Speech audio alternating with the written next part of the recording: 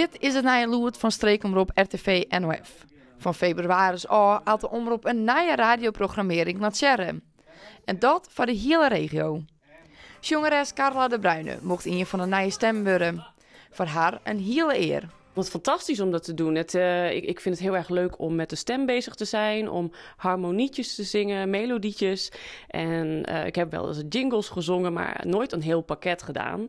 En dit was echt, ik heb de hele dag gezongen. Allemaal harmonietjes gemaakt, opgestapeld. En de tijd vloog voorbij. Zo leuk. Ja, het was echt fantastisch.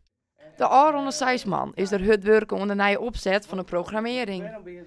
Het komt nou bij elkaar in de totale uitstraling van het radiostation.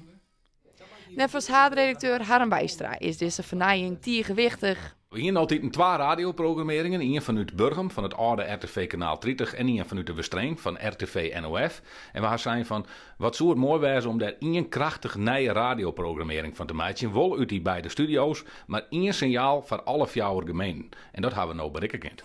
In totaal binnen de 400 nieuwe jingles maken. Hieronder is er een landelijke stem van Martin van der Starre te jaren. Maar ook de stem van Janneke de Boer en Harm Bijstra. Jongeres Carla is stiergewies met het eindresultaat. Oh, het is heel goed geworden.